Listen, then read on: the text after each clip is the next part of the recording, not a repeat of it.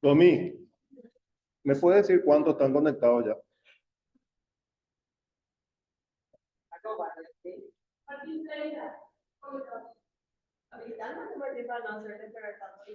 Ok.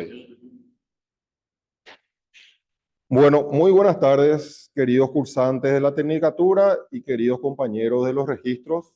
Hoy está con nosotros el doctor que amablemente se presenta al llamado para brindarnos una hermosa charla sobre el 2 y el 3 de febrero.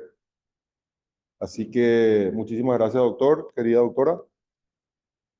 Yo solamente para darle la bienvenida al doctor Euclides Acevedo. Este es un grupo de funcionarios del registro electoral del departamento de Central que está dando otro curso y se quedaron voluntariamente para escucharte, doctor, para que entiendas las ansias que tenemos de escucharte. Y bienvenidos de nuevo y bienvenidos a todos los de la Tecnicatura para continuar con el módulo. Gracias, doctor, por tu presencia. Así que, queridos cursantes de la Tecnicatura también, no se asusten si ven comentarios en el Zoom de otros compañeros de los registros, porque habilitamos justamente esta charla a toda la justicia electoral. Así que doy la palabra al doctor. Bienvenido nuevamente. Muchísimas gracias por tu presencia, querido doctor Euclides.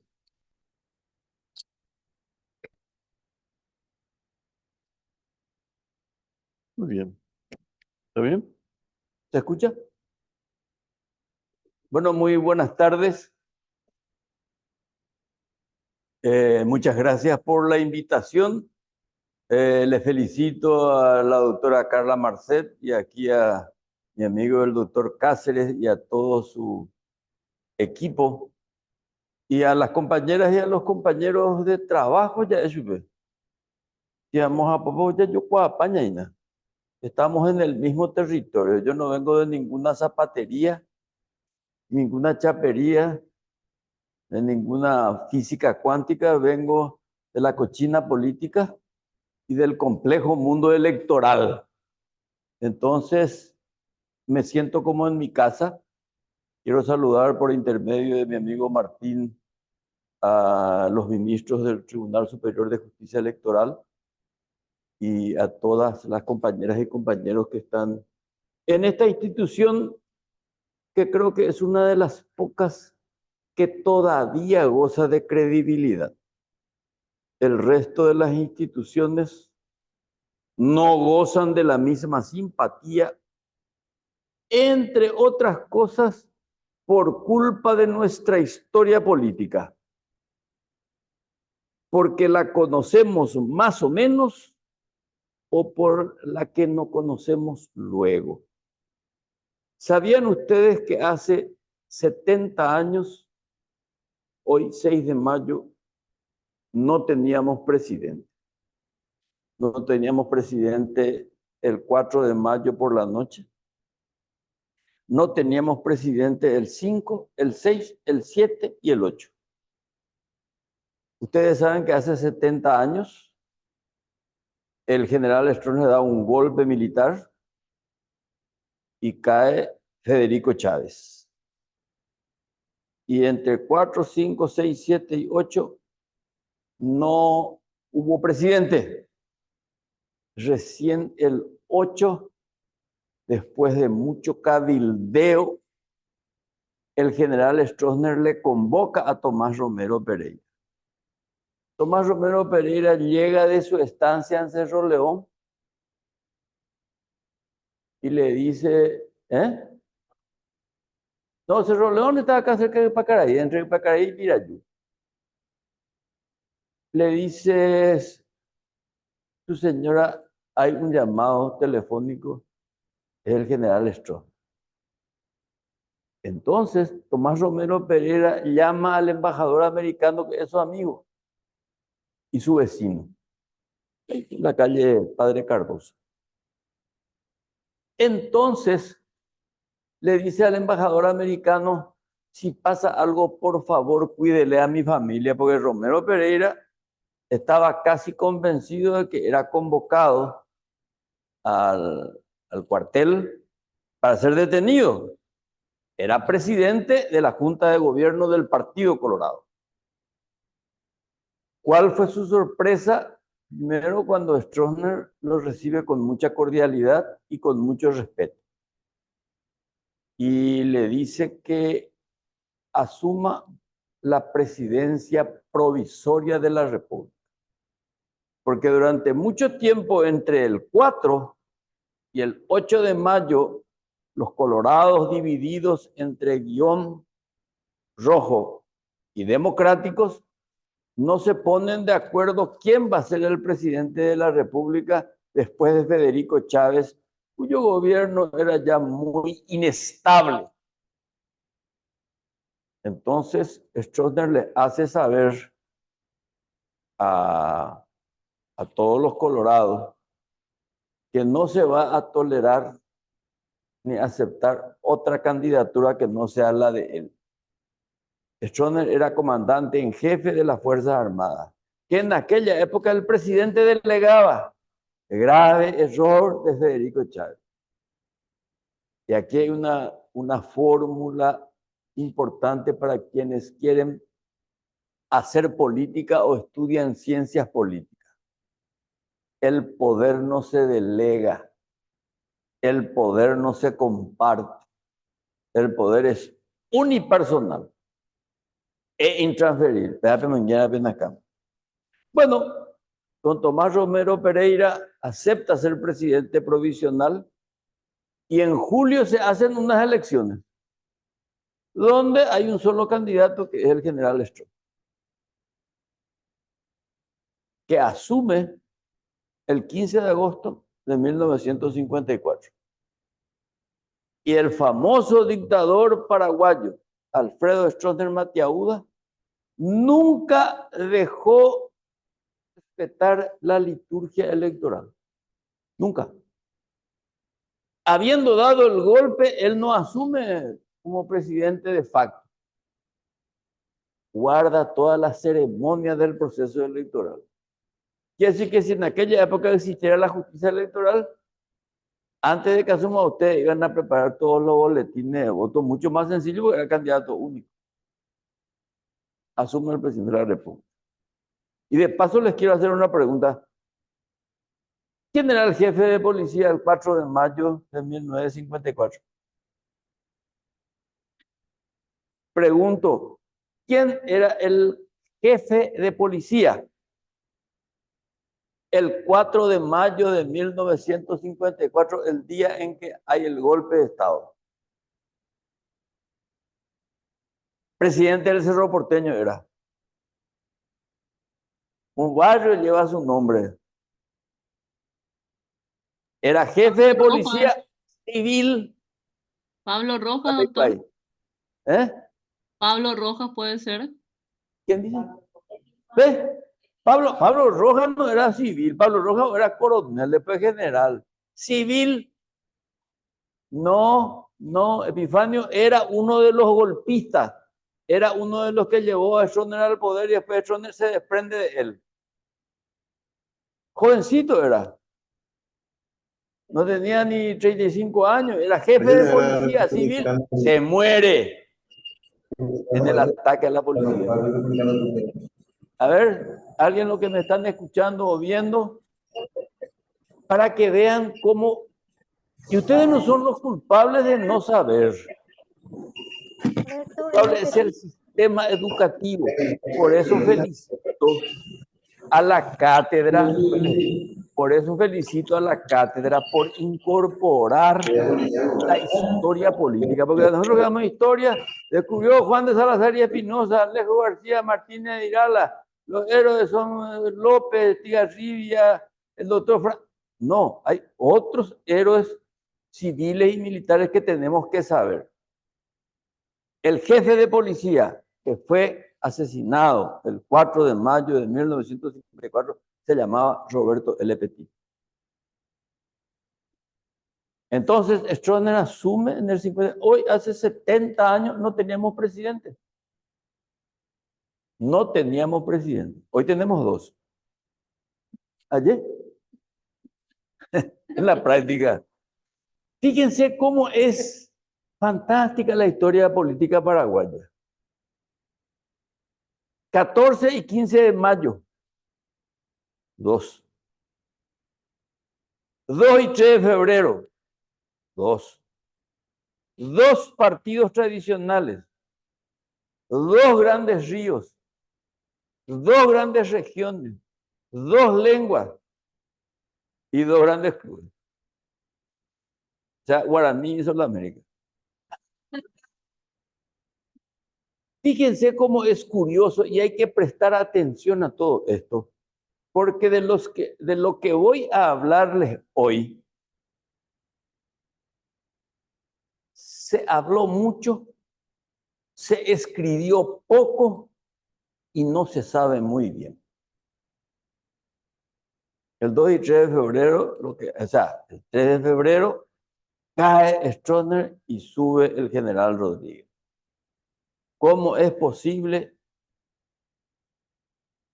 que el consuegro le eche a su consuegro? Complicado, ¿eh? Pero todo tiene una explicación y la explicación es política. Siempre hay causales sociales y económicas, pero la clave está siempre en la política, no hay otra. El poder económico, fantástico. El poder ideológico, potente. Pero el poder político es irrenunciable e irreemplazable. Es más fuerte que el instinto sexual. Hasta allá está mañana. ¿Allí? Muy bien. Entonces, ¿qué pasó realmente el 2 y 3 de febrero? Y a mí me hace bien dar esta charla porque yo en cualquier momento me puede liquidar a alguien por la calle, un peajero, un caballo loco, algún tipo celoso, no sé. Alguien me puede matar la CIA, claro, ¿por qué no? Porque los testigos de los prolegómenos del 2 y 3 de febrero están todos muertos o ya perdieron el juicio. Yo todavía tengo la cabeza sobre los hombros. La mitad de mi cuerpo ya está enterrado, pero mi cabeza funciona bien todavía. El 2 y 3 de febrero, el septiembre de 1988, viene al Paraguay un general norteamericano comandante del famoso Comando Sur, el general Vernon Walters. Este general era un políglota. Cuando era capitán, y era un capitán del arma de artillería, en la reunión de Yalta entre Roosevelt, Churchill y Stalin, Stalin ruso, Roosevelt americano, Churchill inglés. Este general Vernon Walter, cuando era capitán, era traductor del ruso al inglés para el presidente Roosevelt. Era capitán, en 1945. Y en acá en Paraguay, en el 88, ya retirado, fue mucho tiempo agregado militar en Río de Janeiro, entonces, cuando eso la capital estaba en Río, en el Palacio de Guanabara del Brasil. Y en acá. Y habla en primer lugar con el doctor Laíno, habla con el doctor Cristaldo de la Democracia Cristiana y un tal Euclides Acevedo del Partido Febrero. El embajador era este señor Timoteo Toalla, o sea, Timothy Towell, era el embajador. Su jefa de asuntos políticos se llamaba, o se llama, porque no se murió todavía, Rose Likens, cuyo marido era un funcionario de cuarta categoría, oficial de aviación, jefe de estación de la CIA. Por lo tanto, esa conexión era una conexión muy potente.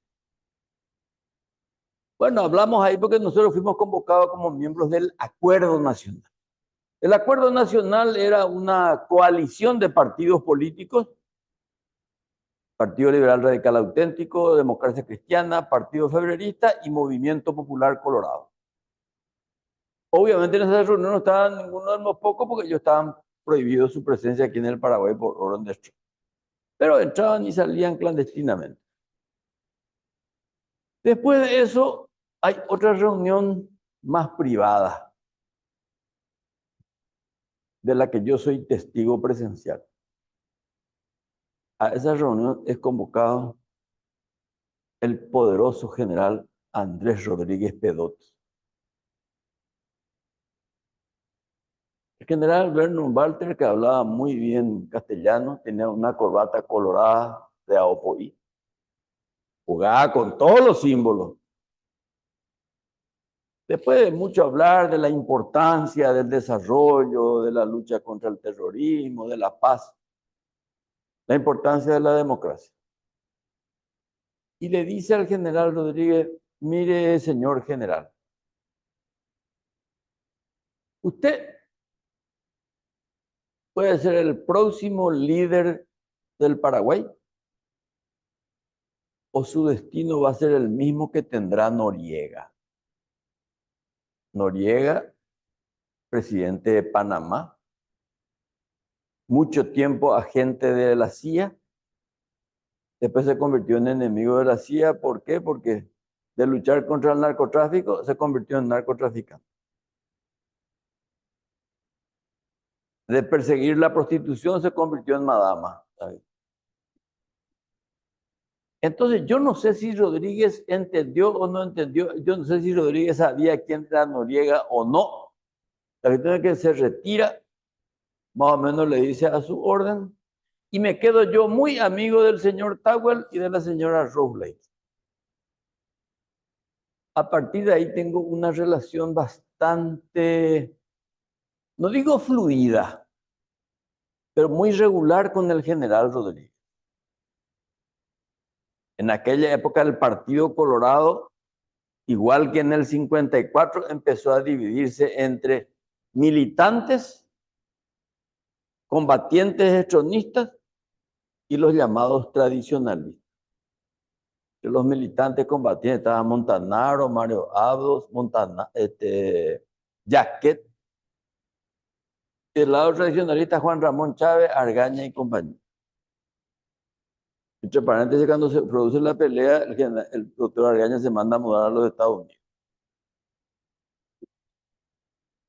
Ahí le pago a su padre.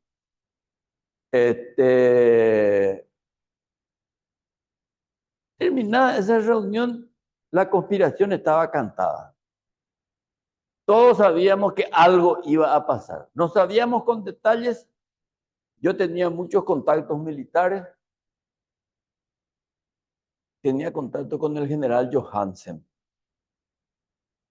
a través de un coronel de aviación que fue mi comandante de pelotón.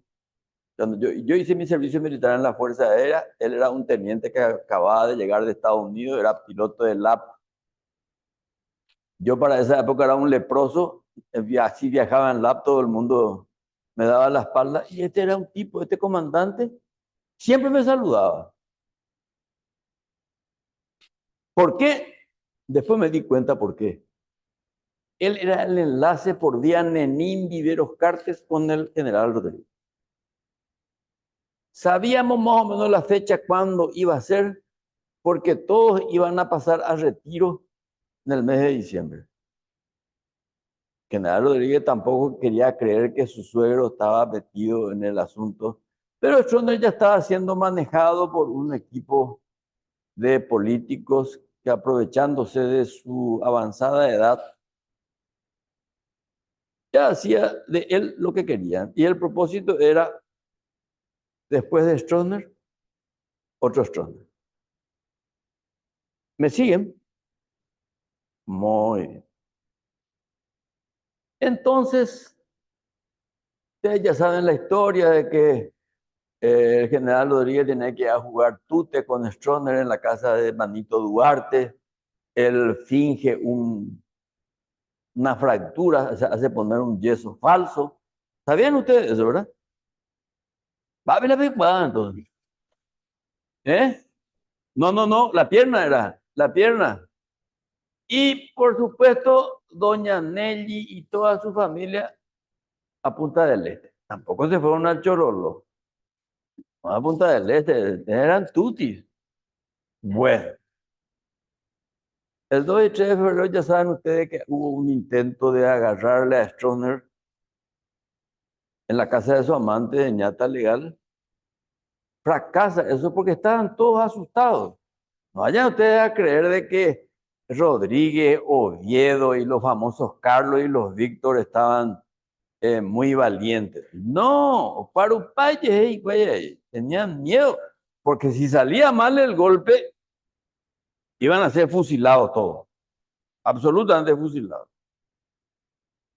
Bueno, ustedes ya saben después la historia, pero sobre esto se escribió mucho, verdad, mentira, de que, bueno, lo apresan a Stroessner ahí en el Estado Mayor, lo llevan en el auto, que Lino vio, llevaba una granada. Eso es invento de Oviedo, me parece a mí, ¿verdad? Pues la agarraron a Stroessner, pero era mi general, no, era Stroessner, quédese quieto, no, mi general, mi general. Por radio, sí, le estamos llevando a algunos. Se van y le dejan en la casa de sus padres. ¿Quién es el que consigue la renuncia de Stroessner? El que va y le dice, Stroessner, tenés que firmar tu renuncia. El 3 de febrero por la mañana. ¿Saben ustedes quién fue? David Guay. Fue ministro de Stroessner, fue ministro de Salud primero, después fue ministro también de Educación de Stroessner. Dionisio González Torres, cuyo hijo era el comandante de la Armada, uno de los Carlos, González Petit. González Petit, comandante de la Armada, González Torres, su papá, viejo amigo de Stroessner, le dijo, Alfredo, tenés que firmar tu renuncia, vamos a evitar baño de sangre. Lo cual era bola porque ya en esa madrugada del 3 de febrero murieron más de 300 soldaditos ahí en el Estado Mayor. Por el camino, esto, lo otro. El doctor Acevedo estaba en la caballería ahí, el 3 de febrero de mañana. Yo veía a muchos generales que un día atrás era a su orden mi general Stroessner, mi vida por usted. Esa madrugada ya le besaban la mano al general Rodríguez. Cosas que solamente en la política pueden pasar. En otras disciplinas no pasa esa fascinación, ese encanto de la historia. Y les pongo un ejemplo. El 3 de febrero se hace una misa en el San Roque. Ahí en la calle Tacuari. Casi Coronel Bogado y Elige Ayala. Le veo yo al comisario Cantero, uno de mis torturadores, donde yo estuve preso. Yo tuve más de 2 años, casi 3 años estuve preso. Y era uno de mis torturadores, y le digo yo, va bien de ella poco a ver. Y él muy orondamente me dijo, deja tu ella poco a ver. Bueno, después vino la cuestión, fueron todos apresados, fueron todos detenidos. Canciller de la Nación,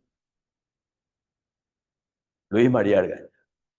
Su enemigo mortal, Teruco Papalardo, que fue años jefe de gabinete del general Stroessner, director del protocolo, se convirtió en director del protocolo del general Rodríguez. Por favor, señor canciller, eran enemigos mortales. Muchas gracias, Teruco. Yo todos esos días dije, "Ay, Dios, ¿cuál? Los enemigos se volvieron amigos, los amigos se volvieron enemigos". Era una mezcla muy extraña. Le veo comulgar al general Rodríguez, le veo comulgar a Cantero, le veo comulgar a gente que tenía más de un cadáver en el ropero. Entonces dije yo, a veces no entender la cosa. Bueno, pero entonces se produce el golpe y comienza el gran auspicio de la libertad. No precisamente de la democracia. Hasta hoy creo, y esto ya es una cuestión conceptual, no tenemos una democracia política. Tenemos una democracia electoral. Gracias a ustedes, que controlan los comicios. Pero acá no hay representatividad política aún. Y quiero terminar esta parte diciendo, ¿ustedes creen que ahora gobierna el Partido Colorado? Se gobierna en nombre del Partido Colorado. Acá lo que mandan son los ojeros, los banqueros, los transportistas, los vialeros, los comisionistas. Entonces, no hay una representatividad política. Igual que Stroessner gobernó en nombre del Partido Colorado, no gobernó el Partido Colorado. Stroessner fue muy hábil. Legitimó su gobierno o legitimó su autoritarismo en el Partido Colorado. Porque los verdaderos colorados que querían que gobernara el partido fueron todos expulsados, fueron todos enviados al exilio a partir de 1959. Epifanio Méndez, que es el que de alguna forma auspició el ascenso de Stroessner, en diciembre de 1955 ya fue exiliado. Era presidente del Banco Central, se fue en una misión diplomática a Turquía. Cuando llegó al aeropuerto ya le dijo, don Epifanio, usted ya no es presidente del Banco Central. Así.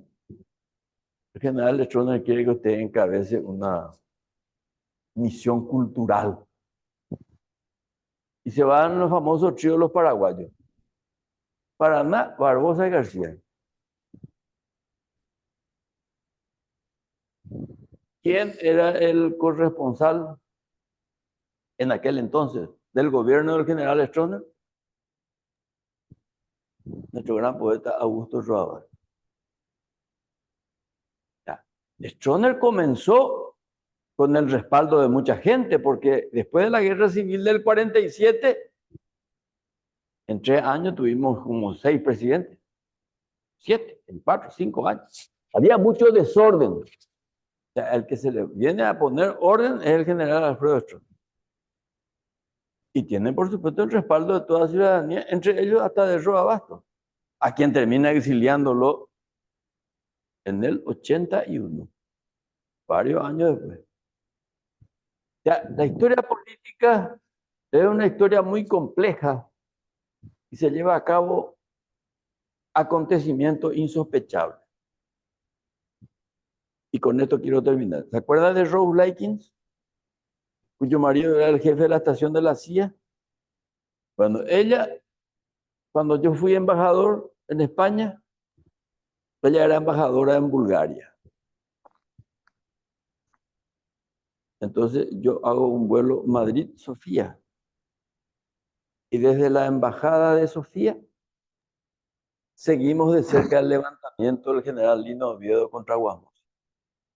Que es otra película que otro será el que venga probablemente a explicar esa parte de la historia política paraguaya.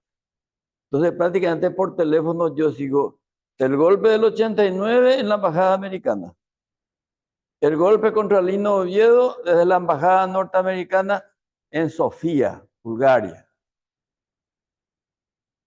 Y en marzo del 99, de vuelta, estuve yo en la embajada americana para recibir la renuncia del presidente Cuba. para que vean cómo la gente es ignorante. Estábamos en el despacho de Maura Harty, la embajadora americana. Estaba Yoyito Franco, estaba el vicepresidente, o sea, entonces presidente del partido Denis, el que estaba secuestrado. Estaba Juan Ernesto Villamayor, Walter Bober, Bader Rachid, el general Torres Heinz y yo. Entonces, Bader Rachid, presidente de la ANR. Denis era presidente del partido. Yoyito Franco acababa de ser electo, pero no asumió la presidencia del partido. Y yo era presidente del Encuentro Nacional. Tenemos que irnos de la Embajada Americana, cruzando la avenida Kubitschek, Hamburgo Villaroga, a recibir la renuncia del presidente de Cuba. Y dice la embajadora, ustedes no pueden irse solo a Hamburgo Villaroga. Ustedes pueden ser detenidos y secuestrados ahí en Hamburgo Villaroga. Imagínense secuestrados 3 presidentes del partido en Hamburgo Villaroga. Yo pongo a disposición de ustedes un pelotón de marines. No hay problema, dijeron todos. Yo le dije, embajadora, yo le agradezco el gesto, pero yo como paraguayo no puedo aceptar que entre yo en Hamburgo Villaroga escoltado por norteamericanos. Yo no soy Endara. Y todo el mundo pregunta, ¿Mávela Endara? Y Endara fue un panameño que cuando lo detienen a Noriega con las tropas norteamericanas se hace cargo de la presidencia de Panamá. ¿Se dan cuenta de la metáfora? El único que sabía que era de Endara era Juan Ernesto Villamayor. El resto no tenía la más puta idea de quién era Endara. Y así fue que nos vamos y se entrega, su discurso hace el presidente de Cuba. Y dice, el poder de un colorado entregamos a otro colorado. Y va de Rachi, agarra y hace otro discurso y le digo yo a Denis, va, ella me buña de ya poco, a ver, ya hago, a ver, digo, a ver, acuerdo entre colorado, ñantela, ñamuya, que la teón, wea, la... No, le dije. Claro, después me entero, va de Rachi se hace cargo de los negocios del presidente de Cuba, de la empresa 14 de julio. Y fui yo con José Félix Estigarribia en la embajada brasilera que negociamos el asilo del presidente de Cuba en Brasilia, hablando con el presidente Fernando Enrique Cardoso. Entonces, este norteño, ya no quiero decir chaqueño, pues me confunden con chaqueñito, estoy cagado. Entonces, este norteño participó de una etapa muy importante en nuestra historia política y a partir de este momento, con esta introducción, querido Martín, quiero ponerme a disposición de las compañeras y los compañeros para algunas preguntas puntuales.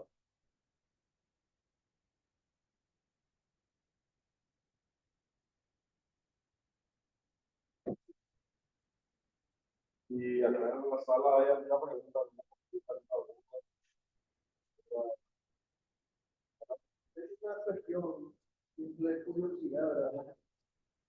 Realmente escuchar estas situaciones, estas anécdotas verídicas, ¿verdad?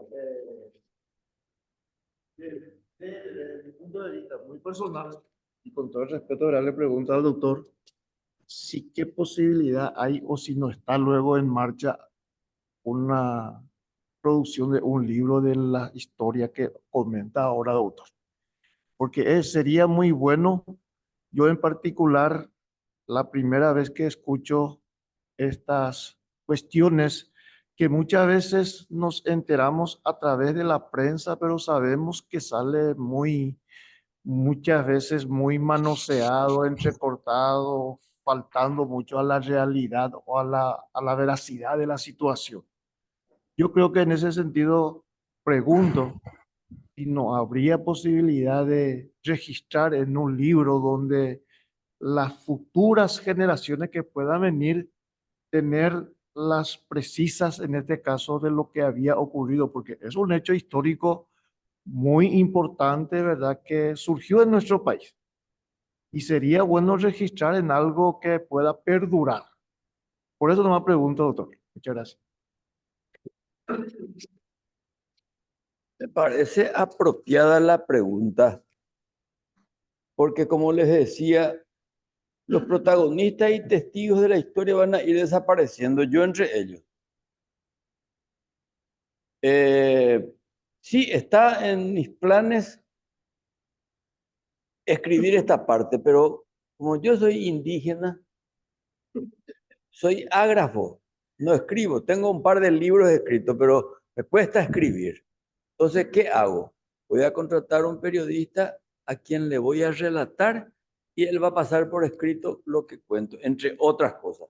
Yo comencé a hacer este trabajo que me estás pidiendo con el doctor Elio Vera, que tuvo la irresponsabilidad de morirse.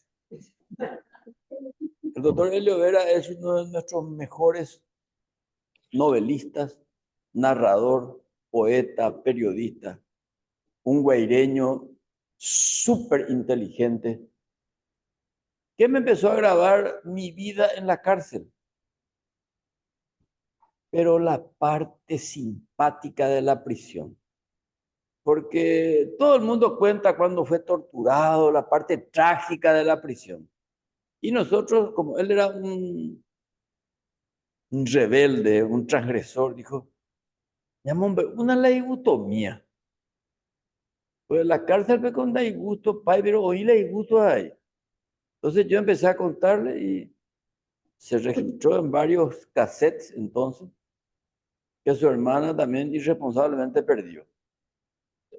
Pero voy a encontrar otro periodista que me va a escuchar y después pasará al castellano esto que le estoy contando y otras cosas más que puede ser una delicia para mucha gente. ¿Por qué? Porque hay cosas que no se puede contar y que contando da mucho gusto. Y si se deja de contar, se deja sin curiosidad a los compatriotas.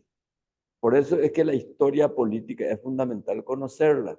Por eso reitero, vuelvo a felicitar y les pido que ustedes lean historia del Paraguay. Historia política, historia no solamente militar, sino que la parte hasta jocosa. Por ejemplo, yo les hago esta siguiente pregunta. ¿Quién fue un presidente de la República que era odontólogo? ¿Sabes güey?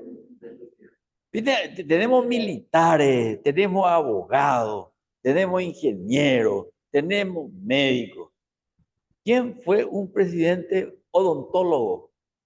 Que entre paréntesis, su tesis doctoral hasta hoy se estudia en París, porque él hizo su doctorado en París. Campesino el tipo.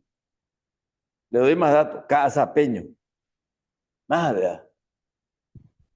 Ahí a los que están ahí del otro lado de la pantalla. ¿Quién fue un presidente paraguayo odontólogo? Casapeño. Casapá tuvo dos presidentes de la República. Este y Eduardo Scherr. ¿Cómo se llamaba? ¿Qué me importa qué era la profesión que tuvo un presidente de la República? Es importante saber para que vea que nuestros expresidentes, nuestros ex o nuestros héroes, eran igual que nosotros. Eran felices o infelices. El gran patriota de la política paraguaya, Eligio Ayala, murió como un pelotudo. Yo casi ahí sombrero. Pues, increíble, murió como un paraguayo, un tipo que vivió 12 años en Europa. Hablaba inglés, francés, alemán, italiano. Jugaba ajedrez con Lenin en Berlín. Y murió como un paraguayo vulgar y silvestre. Ahí me sombrero. Ya andan de pareja de todos José, Andy. Pues fíjense, ustedes saben la historia de Hija ya, la verdad, o no. Tampoco. Va a la pipa, entonces. Hombre, una así de la picua, ahí comencemos por ahí, si no yo les voy a aburrir. Pero bueno, no saben quién es el odontólogo. Felipe Molas López, que era un gran conspirador. Cuando no tuvo contra quién conspirar, conspiró contra sí mismo y se cayó él mismo. Un año estuvo en la presidencia. Doctor Euclides, acá dice Dorita, en síntesis, los Estados Unidos siempre intervinieron en los hechos históricos de nuestra nación. Como decía alguien, detrás de un golpe de Estado siempre está la embajada americana o el Vaticano. Siempre. La injerencia es siempre. ¿O ustedes creen que en las elecciones del 2023, que ustedes saben, se metió o no se metió la embajada americana? ¿Quiénes perdieron en las elecciones del 2023? La embajada americana, ABC y Última Hora, además de Efraín Alegre, ¿verdad? Pero los grandes derrotados fueron ellos, se metieron y se siguen metiendo, ¿cierto? La embajada americana siempre se metió. Lo malo no es que se metan, lo malo es que le permitamos. Siempre van a querer meterse. Liz Prate, Hola, sí, buenas tardes compañeros. Gracias, profesor, gracias, doctor Euclides. Quería hacerle una pregunta. Si usted, ¿hasta qué punto nos puede contar sobre digamos, asesoramiento estratégico a Stroessner hasta el final de sus días como presidente que ejercía el arquitecto Tomás Romero Pereira? Si tiene alguna referencia a ese hecho, porque es un hecho real que todos los días el presidente, el Rubio, como lo llamaba el arquitecto, pasaba por la casa de España y después se iba al palacio. Si nos puede contar algo al respecto. gracias Liz. ¿Por la casa de quién pasaba ahí? De Tomás Romero Pereira. Bueno, don Tomás Romero Pereira era un hombre de consulta. Pero Stroessner, que era un hombre muy educado, Stroessner nunca gritaba. Irradiaba miedo, respeto, o lo que ustedes quieran. Pero eso de que pasaba todos los días por la casa de don Tomás, eso es una leyenda. Stroessner no se dejaba asesorar por nadie, pero cumplía estrictamente los compromisos asumidos con los Estados Unidos, sobre todo cuando en 1956 iba a Panamá. Y ahí se reúnen con el Comando Sur y ahí se dice, esta es la línea anticomunista, etcétera, etcétera, van a tener el respaldo norteamericano. Los primeros 25, 30 años, Stroessner estuvo asesorado por los Estados Unidos, por su servicio secreto, por la CIA, por lo que fuere, y por el Brasil. Por el Brasil. Stroessner no le tenía ninguna simpatía a los argentinos, pero sí tenía mucha simpatía con él. Pues él se educó en el Brasil, hizo su curso de Estado Mayor en el Brasil, su curso de especialización como artillero en el Brasil. Pero eso que pasaba todos los días con don Tomás no es cierto. Habrá pasado un par de veces y don Tomás le habrá dicho una o dos sugerencias, pero Stroessner, los generales están a 2 metros de distancia. Más vio ñemboyata mi general ya por o sea que es una leyenda. Era una referencia importante, don Tomás. Sí. Querido profesor, en realidad sí, a mí me consta, ¿verdad? Porque él pasaba todos los días y se reunían y hacían sus reuniones estratégicas y muchas de las informaciones, además de los discursos que le escribía el tío Tomás, también tenían ahí las reuniones estratégicas y le tenía mucho respeto y prácticamente ya no hablaba al arquitecto cuando igual el presidente Stroessner se iba, todas las veces que iba a Palacio pasaba por ahí. Y nos decía Sí, le tenía mucho respeto Stroessner a don Tomás. Conté la anécdota del 5 que de eran mayo. tratamientos, o sea, ¿Cómo? No, lo que quiero decir que don Tomás era de mucho respeto. Sí, realmente uno de los que le hacían los discursos a Stroessner era Pitiki Zaguera Cebal. Ezequiel González Alsina, las ideas las daba don Tomás. Don Tomás era un arquitecto extremadamente ilustrado, sumamente culto, era una persona de prosperidad económica, de familia, nunca necesitó del poder del Estado, era ministro sin cartera, un tiempito fue ministro de Obras Públicas con Federico Chávez, le sucedió el ingeniero Storr. Don Tomás, una figura relevante del partido y del estronismo. Pero Stroessner pasaba así, le saludaba, no todas las veces, estaba en el camino, porque Tomás Romero de Pereira vivía ahí en Padre Cardoso de España. Stroessner a veces pasaba por España, pero al comienzo habrá sido eso. Después, Stroessner no le atendía ni a Dios. Yo hablé una sola vez con el general Stroessner. Si quieren les cuento, si no, no. Por supuesto queremos escuchar. Yo era embajador en España, ante el gobierno del presidente Guasmos. Y un día me dice la secretaria, viene el señor González Llama. Ustedes saben quién es, ¿verdad? ¿No saben quién es González Llama? Era Core. Era el segundo marido de Graciela Stroessner, un español. Manolo González Llama, marido de Graciela Stroessner. Y de una audiencia, si yo le podía recibir. Le dije yo, claro que pues. Me dice, ¿qué posibilidad hay de que se me renueve el pasaporte? Todas las posibilidades, usted no tiene ningún problema con la justicia. No puedo creer. ¿Cómo que no puedo creer? Claro, yo le voy a dar a usted el pasaporte que esta embajada me negó a mí cuando yo era estudiante de España aquí en Madrid. Yo le fui estudiante, becado, me cerraron la puerta por la cara. La que me cerró la puerta por la cara después fue mi secretaria. Para que vean cómo da vuelta la tortilla. Bueno, le dimos el pasaporte, no pasó nada. Hasta que un día suena otra vez el teléfono y me dice mi secretaria, la señora Graciela Stroessner quiere saludarle. Perfecto.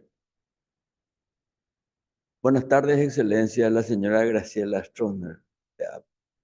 ¿Cómo está, señora? Muy buenas tardes. Le llamo para agradecer el gesto que tuvo con mi marido. Y señor, usted no tiene nada que agradecer. Yo cumplí con mi función que me ordena la ley, que es otorgar el pasaporte o su renovación para quien lo necesite. ¿Usted podría hablar con mi señor padre? Sí, cómo no. Dije, tira, bueno. Buenas tardes, señor embajador. Buenas tardes, general. Para te coge, va el aporte. Muy bien, señor embajador.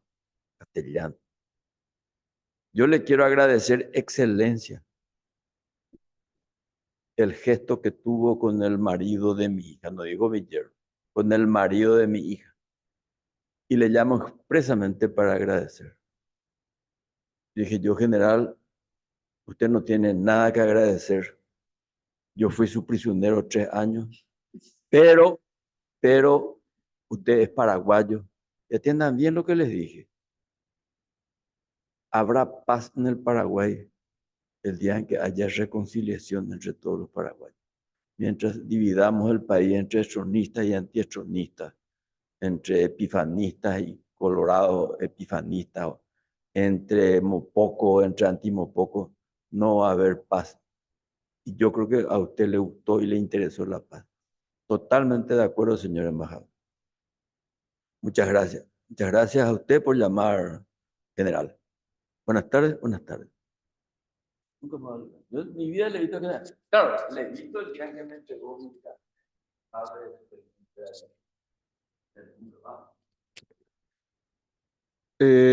Hay preguntas, pero ya son temas actuales de tema de representación y todo eso. Yo quisiera hacerte una pregunta.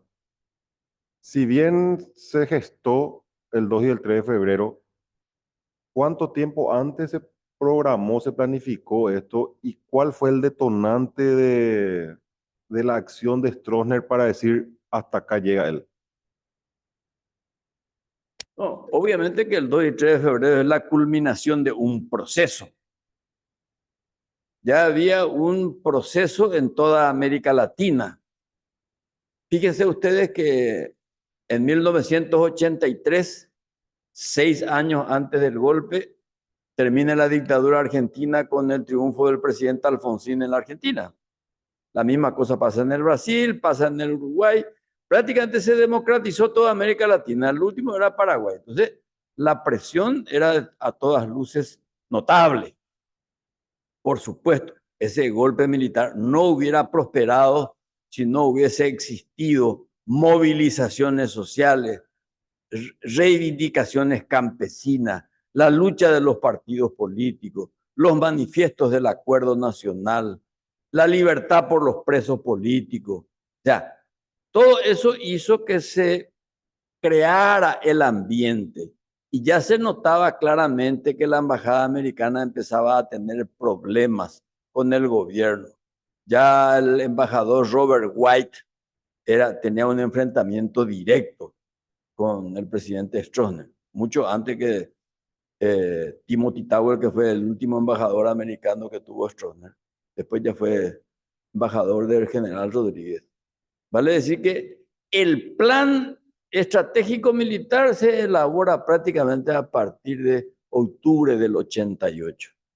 Y un plan que tenía que llevarse a cabo mucho después del 2 y 3 de febrero. Se adelantó por las condiciones que ustedes saben, el pase al retiro del general Rodríguez y otros generales, y por supuesto el rumor de que corría en todas partes. Todo el mundo sabía lo que iba a pasar, no era ningún secreto lo que iba a pasar, no se sabía cuándo nomás. Pero era la primera vez que había una conspiración en serio contra el general Stroessner.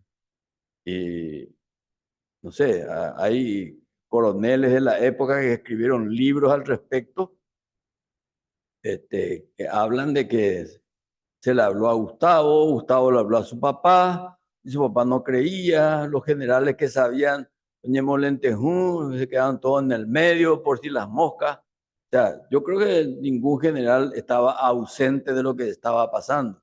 Tiene que ser muy tonto para no darse cuenta. Ustedes aquí saben todo lo que hacen los funcionarios, todas las sinvergüencías acá de Martín, ustedes se enteran. O sea, no. O sus virtudes. O sea, era una cosa muy extraña. Este es el caso típico de una muerte anunciada, una muerte política anunciada. Y el único que no quería aceptar, evidentemente, era el general Stroessner. Y termino con esto. Se fue Stroessner, pero no se fue el estronismo. ¿Alguien tiene alguna pregunta? Porque yo tengo una última, o quedamos todavía un rato más.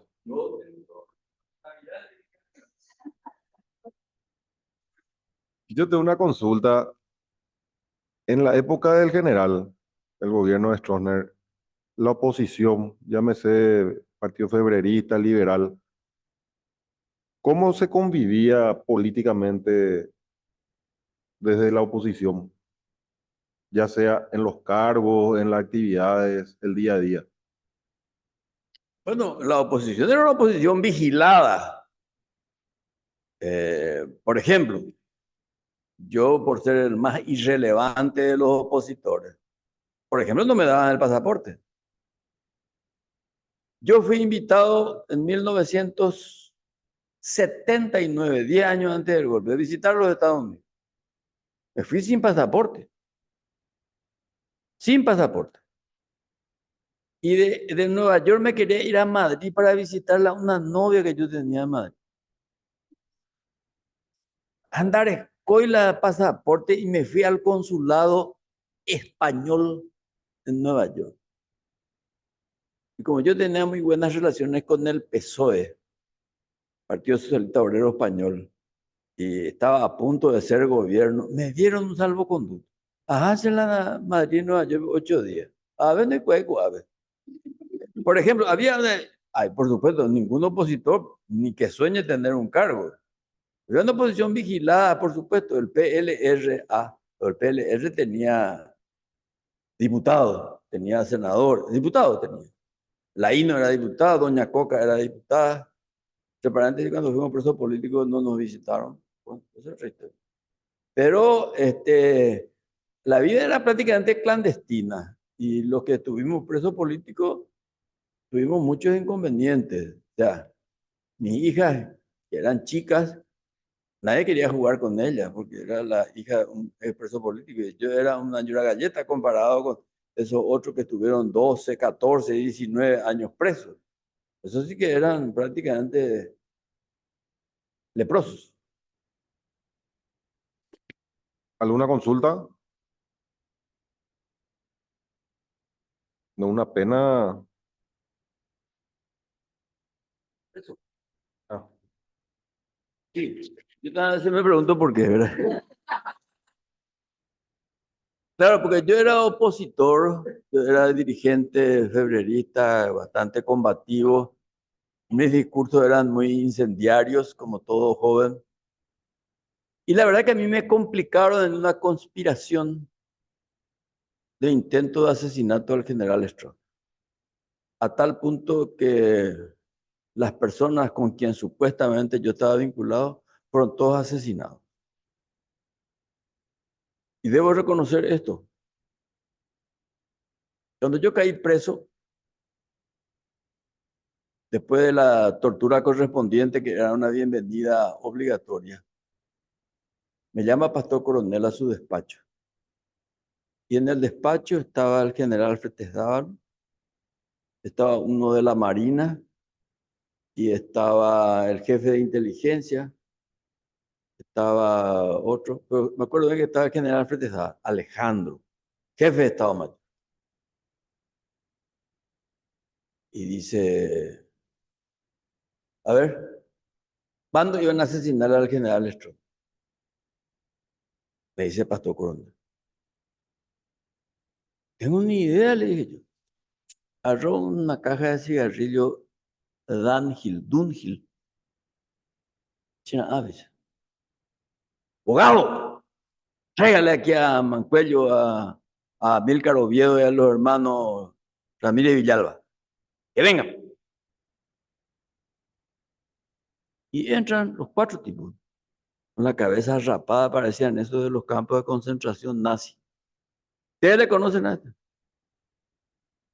Sí, le conocemos. Dirigente febrerista. Él es cómplice de ustedes.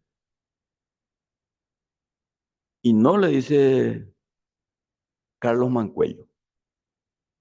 Usted pues me dijo a mí que estaba complicado fulano de tal, que estaba en Europa. Yo cuando vine de Europa que me agarran preso.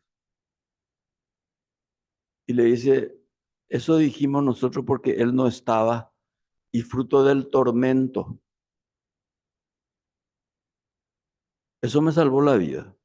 Te mandaban a mudar y quedan ahí los militares con Pastor Coronel y le dice el general Fretesdábal, Pastor, este señor no tiene nada que ver con el atentado a mi general Stroessner. Déjenlo en libertad. Bueno, para salir en libertad tardé 3 años, ¿verdad? Pero bueno, eso ya es historia. O sea, en resumen, me salvó a mí Amílcar Oviedo, que estaba con Carlos Mancuello, con Ramírez Villalba, los 2 hermanos, y el general Fretesdábal. Realmente me salvaron la vida, porque si los tipos decían, sí, él está complicado con nosotros, me hubieran aplicado la misma ley de fuga que le aplicaron a ellos, fueron liquidados en septiembre del 76. Hemos fusilado, hoy día no se sabe dónde están. O sea que hasta hoy yo no sé, sí. Sé por qué hoy día la política de entonces era detener a cualquiera que sea opositor más o menos fuerte y que sirva de ejemplo. Porque nuestra presencia en la cárcel, más que apretar a nosotros, un ejemplo para la ciudadanía, el famoso, si ustedes no se meten en política, nadie les va a molestar. Por eso es que de repente algunos que se hacen hoy día de los churros como opositores, digo, hoy día ser opositor hasta es un signo de prestigio. Andaba en aquella época, ahora por ejemplo dicen, no, autoritario porque no nos permite hablar. Antes no te permitían hablar, te cerraban la boca a culatazo.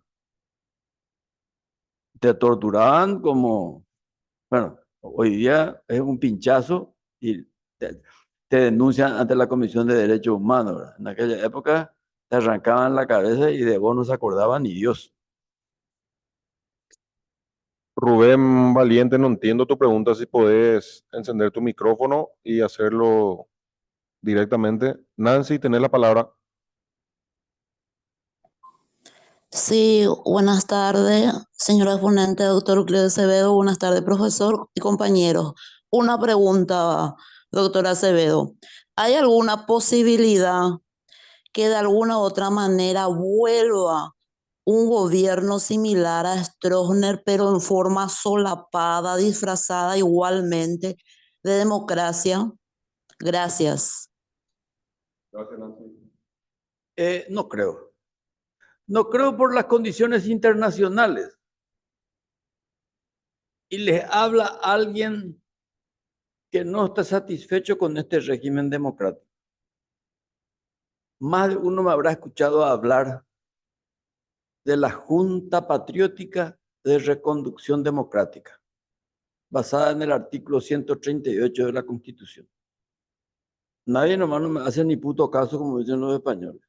Pero que hoy venga una dictadura disfrazada de democracia, absolutamente imposible. Y cualquier intento de ese tipo será sofocado, nacional e internacionalmente. Rubén, Ever, te Ahora, escuchamos hola, mientras. sí, Ahí está. Dale, Rubén.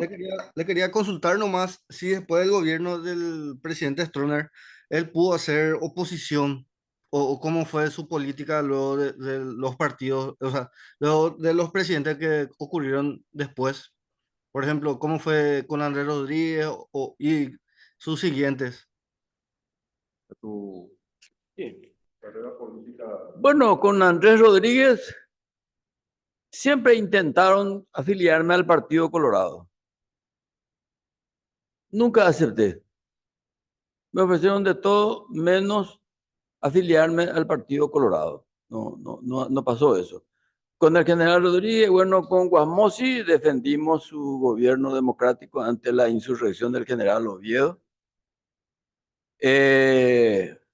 Fíjense, esto es muy importante para un opositor al sistema, más que al Partido Colorado como yo. Cuando ganó Lugo, supuestamente ganó la oposición, ganaron todos mis amigos. Nunca me ofrecieron nada, nunca. Y cuando se me ofreció un cargo de asesor en el Ministerio del Interior, Camacho, Coquito Soares, Filisola, López Perito, saltaron todo por el techo. No, ¿qué le vamos a dar lugar a este masón? Cuando sube Federico Franco, liberal, cuyo padre, debo reconocer, me escondió muchas veces, Papito Franco. Tenía una farmacia en Fernando La Mora, yo era visitador médico. Cuando era perseguido, me escondió arriesgándose. En aquella época, esconderle a un perseguido político era un peligro mortal. Este presidente liberal nunca me ofreció un carajo, nada.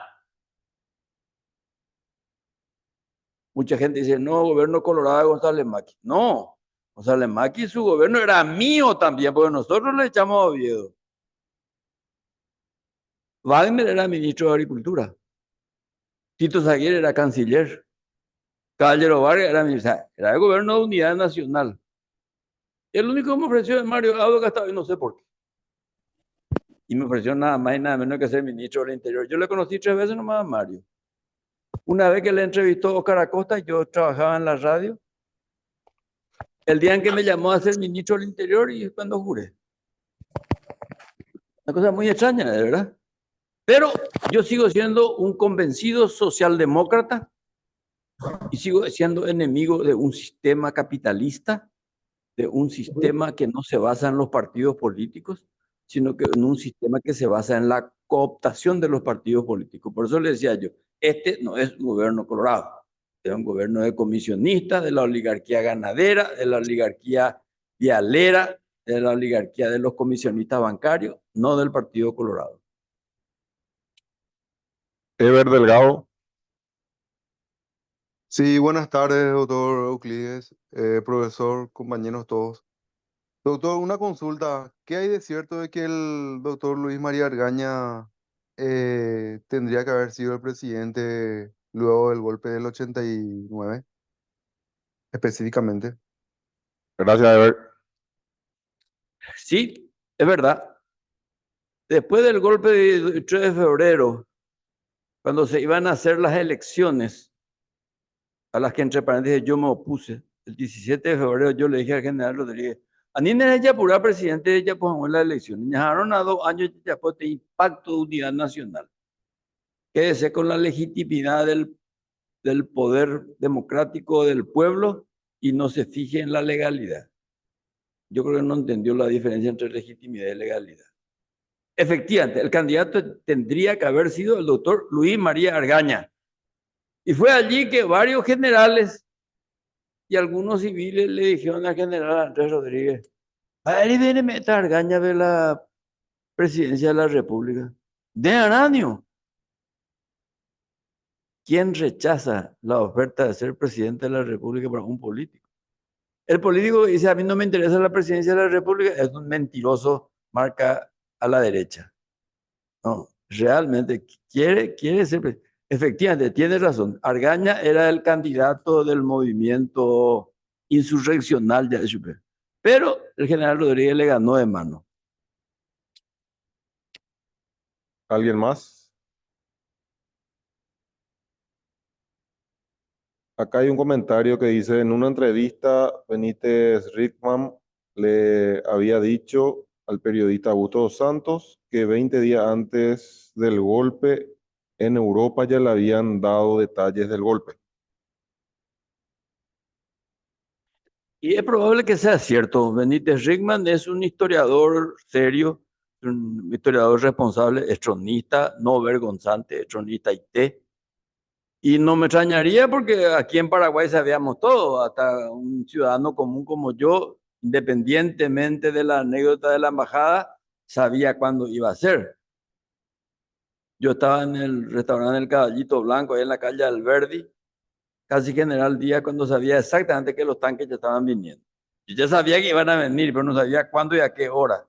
Y ahí me enteré del lugar exacto y la hora, una tarde, tomando shot, por supuesto.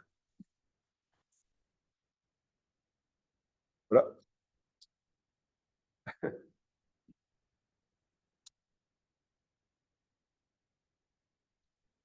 Doctor, cuando fuiste ministro en el gobierno del Marito, como papá de un hijo policía, lo que creaste el tema de la agrupación ciudadana, que es el LINCE, fueron lo mejor. Yo creo que hasta ahora sigue la ciudadanía, ¿verdad?, en estos cuidados y el mejoramiento, y valoro muchísimo que fue muy importante que hiciera hasta ahora, y ojalá que se haga más y se haga más mejoría en todo lo que es para los funcionarios.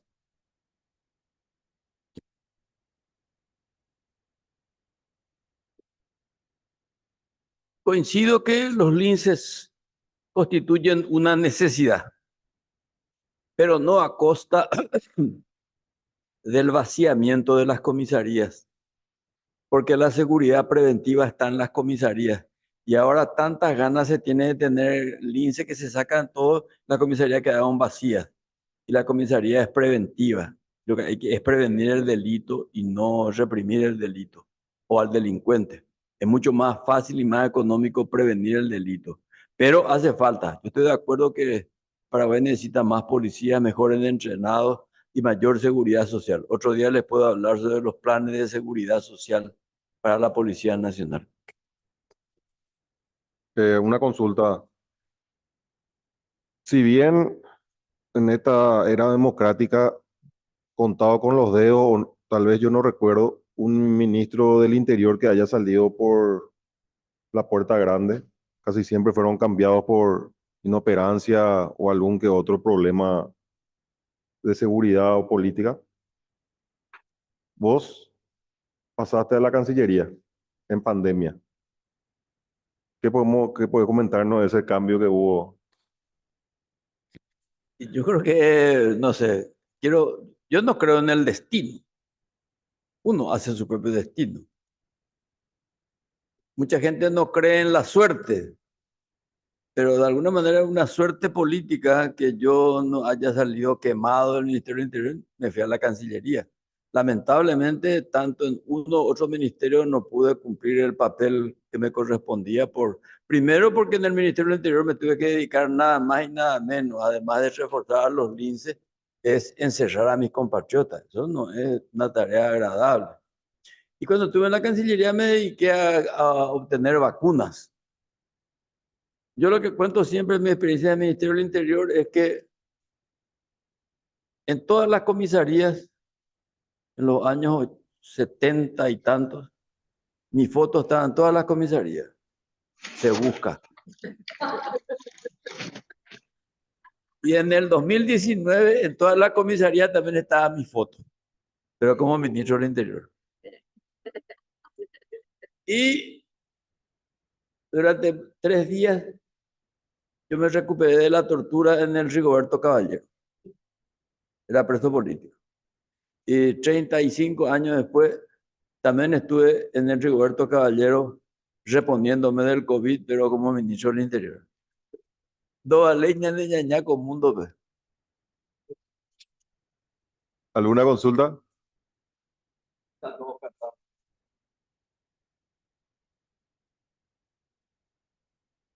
Sí, Ever, sin problema. Sí, profe, gracias. Una consulta nada más. En comparación a la clase del 88 y 89 y en la actualidad, ¿qué diferencias existen en la clase política, doctor? No, de la clase política del 88, 89, ¿qué diferencia hay ahora con el 2024? La diferencia es abismal. La diferencia es abismal. En aquella época los dirigentes políticos tenían principios, tenían cultura, los primeros parlamentarios eran de primer nivel y hoy día los parlamentarios son de primer nivel, pero del subterráneo, del subsuelo. Sí, la diferencia es abismal, lamentablemente porque debido a ese vaciamiento cultural y ético de la clase política, hoy día no son los partidos políticos los que gobiernan, sino que esa oligarquía que se sirve de la mediocridad o se aprovecha de la mediocridad de los partidos políticos, lo cual hace que la gente no confíe en los políticos. Lo lamentable sería encontrar siempre un outsider, un caudillo militar, un caudillo empresarial, un caudillo religioso, porque esa es la desesperación que busca la sociedad. Espero que a partir de hoy los jóvenes hagan política. Y creo que una de las labores que puede cumplir exitosamente el Tribunal de Justicia Electoral es fomentar la militancia política. Y no solamente controlar las elecciones, sino que preparar para que sepan elegir y para que sepan ser elegidos, entrenando. La justicia electoral tiene que entrenar a los jóvenes dirigentes políticos para que sean hombres de Estado y puedan efectivamente servir a la nación. Porque a la hora de la verdad, lo que más gusto da es que uno pueda irse en cualquier parte sin que te escrachen, sin que te silben. Más uno me dijo, no, ¿dónde va a ver? Cierto, va a ver, habiendo sido 3 veces ministro. Pero tengo la satisfacción de que la gente no me silba, la gente no me escracha y alguna linda morocha quiere sacarse la foto conmigo.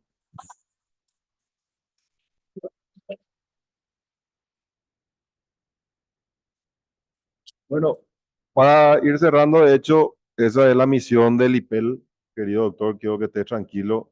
Esa es nuestra tarea día a día, a través del instituto, con la doctora a la cabeza. Así que, queridos compañeros, gracias. Queridos cursantes, para ustedes ya hay una tarea en la plataforma que tienen tiempo hasta el día de hoy con respecto a algunos puntos que estuvo comentando el querido doctor Euclides. Muchísimas gracias, doctor, nuevamente por tu presencia, por brindarnos tu sabiduría, tu experiencia y esperamos muy pronto tenerte de vuelta. Foto grupal ahora. Queridos cursantes, Gracias por todo. Mañana tenemos el examen final. Cualquier duda, consulta a través de los delegados. Estoy atento y por favor presenten sus trabajos en tiempo y forma. Muy buenas tardes. Que tengan un excelente resto de jornada, queridos estudiantes. Profe, ¿hasta qué hora se puede entregar el trabajo? Acá no se escucha un... Si Hasta me espera un las ratito 12. porque no se escucha nada ahora mismo con Hasta las el 12 se entrega. bullicio aquí. Hasta las 12. Entonces vamos a hacer en casa vía Central Mide. ¿Me aguardan un ratito? Sí, dale.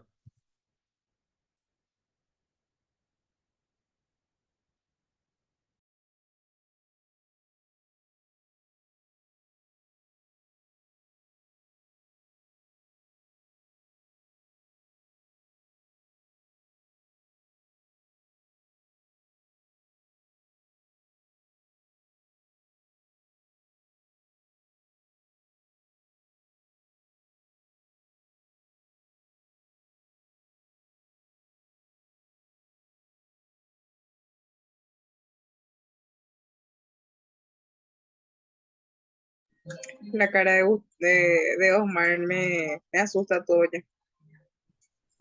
Che, quiten pues la foto como el sistema.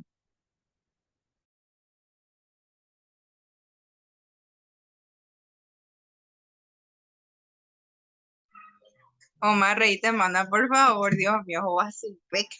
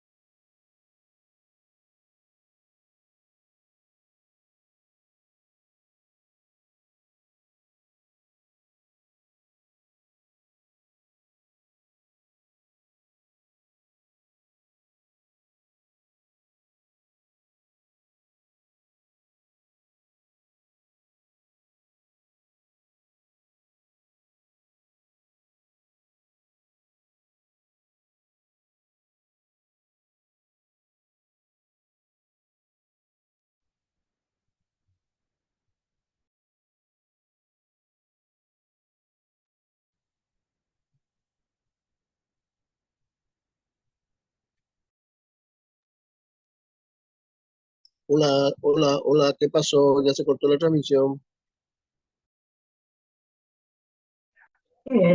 No sé, compañero. Yo escuché que teníamos que salir una foto grupal y hasta ahí. Y después dio la directriz del trabajo práctico. Yo también quiero saber. El Me dijo, esperen profesor un rato. dijo Pero que él habló de esperen un rato examen. y la foto es con los presentes. por Ah, eso no que con apagó en su nosotros. cámara. Sí. El examen Pero final, no con nosotros, Maena. Ah, dice que el examen final habló de Laura. Él habló Hola. del examen final que tenemos mañana sobre la campaña electoral, pero pidió que le esperemos porque él no podía escuchar nada de las consultas de los compañeros La por el campaña electoral bullicio no, del auditorio. ya, entiendo, pero ¿acaso el viernes no sería el examen de vuelta de los cursos que se están realizando? ¿Qué tal, Rodolfo? ¿Vos sos cursante de la tecnicatura o de qué capacitación sos? No, yo soy solamente de la parte de los cursos que se está dictando, pero yo estoy en forma virtual.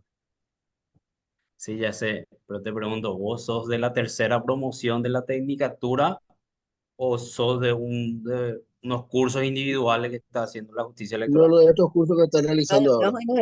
Ok, No entonces sé. te estás confundiendo, porque el profe Ah, ya, habló ya. de un examen que nosotros tenemos en la tecnicatura de su módulo puntual, que es mañana. Correctísimo. Te agradezco, compañero. Muy Dale. amable. Dale, chao, chao. Hola, hola, ya estoy. Para los queridos compañeros de los registros, ya están liberados. Me quedo solamente ya con los cursantes de la tecnicatura. ¿Qué pasa, Omar? Mariana.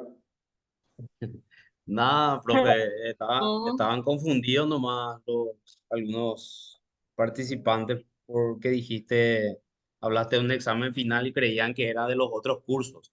Y en Ah, ya, realidad, ya, en realidad le expliqué que era solo de esto, ¿verdad? ya. Profe, no Y leí nuestras preguntas.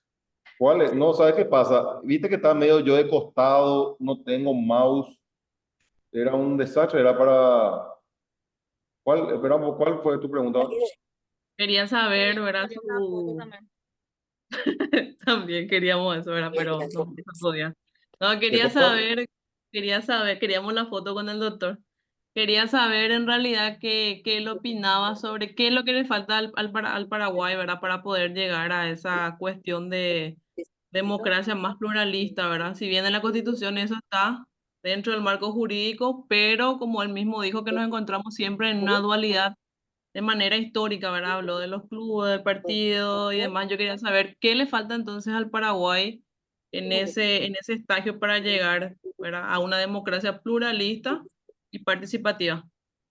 ¿Sabes que yo me comprometo, Omar, con otro módulo que tengan y que tengan que ver con algo de política así nacional o ver dónde tenerle exclusivamente para nosotros en una charla para la tercera promoción? Súper, genial, profe. profe. Porque, permiso, Salva te habla. Y sobre otro tema, ¿verdad? Nosotros podemos decirle el tema y él nos da sin problema. Me Profe, pareció ¿me muy escuchás? interesante y es muy el tema de los entretelones y los dime y dirés del 2 y 3 de febrero, lo que no se encuentra en la prensa, no se encuentra, o sea, solamente lo que vivieron pueden contar, ¿verdad? Y por eso me pareció interesante tener ese dato más que el ciudadano común, ¿verdad? Profe, ¿me escuchás? Te escucho. Profe, viste que o sea, tu trabajo práctico que pusiste sobre la ponencia dice Sí, citar 3 puntos y él únicamente habló sobre un solo punto, que fue el golpe de estado del general Stroessner. También sí, podríamos pero usar tus 2 preguntas como foco. él tomó, o sea, contó varias anécdotas de la base que era el 2 y 3 de febrero. De lo que te acordás, de no sé, de lo de Tomás Romero Pereira, de eh, lo de su viaje a España, a eso es más lo que iba de los temas que él tocó. ¿Por qué? Porque yo ya quería subir la tarea antes y no sabía de qué iba a hablar. Entonces ya dejé tipo abierto eh, la pregunta, ¿verdad? Es totalmente, prácticamente temas libres, pero sí, si estuviste, prestaste atención, vas a poder responder. O sea, más bien mi control va de ese lado más que el tema en particular en sí, ¿verdad? Porque hoy, si bien todos aprendimos algo, no sé cómo te iba a decir, cuantificar académicamente es muy difícil, ¿verdad? Porque fue una charla prácticamente, ¿entendés? O sea, una experiencia de él más que nada. Pero sí nos nutrió en conocimiento histórico que tal vez nunca íbamos a ver. Liz, Perfecto, gracias, profe. Yo eso grabé nomás, luego la ponencia. espectacular. Gracias, Sara. Gracias, Liz, compañera. Vamos a compartir. Profesor, yo quería justamente pedir su mediación para que de vuelta tenerle al doctor Euclides Acevedo, porque él conoce mucho de lo que es la Operación Cóndor y todos esos entretelones. Cuenta de una manera magistral. Me cupo escucharlo en un curso del IAE. Sería importante si podemos escucharlo porque es una parte muy interesante para develar la cuestión de nuestro posicionamiento como país en relación a los demás países que estábamos pasando por la misma cosa que era la dictadura. Y es una cosa muy apasionante, si es que se puede contar con eso. Él conoce mucho. sí, sí, vamos a coordinar con los delegados y con los otros módulos, tratar de llegar a un acuerdo con los otros profesores para que nos den un espacio para poder traerlo otra vez a él y me comprometo con cualquier otro personaje nacional e internacional que podamos conseguir. Yo estoy dispuesto a hacer las tratativas para poder brindarle eso a ustedes y que por supuesto sirva de mayor conocimiento al curso. ¿Algo más? Belén, Te liberamos, profe, para que descanses. vale, pues de las 8 de la mañana le estoy dando curso acá en los registros electorales. Espectacular estuvo, Y voy a increíble llegar realmente a esa las 3 de la experiencia. mañana voy a mi casa. El video también vas a publicar en la plataforma, perdón, la música, estoy en la academia. ¿Cuál video? Y el de la ponencia de hoy. Y creo que las clases están en YouTube, No Ah, en están YouTube. todas, Ah, profe. ¿no? Yo busqué, no, por no eso. están todas. Yo voy a pedir que estas clases se suban entonces. Por favor, si no, no voy a poder hacer la tarea. Sí, Dale. profe, porque... Sí, por favor. Pero no van a Pero subir ese ahora no van tampoco. a subir ahora. No. Profe, hola, buenas tardes, buenas noches, ya quiero dormir. Buenas tardes, Perdón, profesor. creo que voy a Profe, apagar. ¿hasta qué hora tenemos tiempo para alzar en la plataforma esta tarea? No me acuerdo. Hasta Omar, las 23:59. Hasta De las hoy hasta 12. las 12 de la noche. Ah, genial, sí, genial, gracias, profe. Muy linda la ponencia, el doctor Acevedo, estuve escuchando. Gracias. dale. Estamos. Gracias, Martín, de lujo No, estuvo, en profe. serio. Gracias, Dale, profe. nos Abrazo vemos. enorme. Chao, Chao, chao. chao.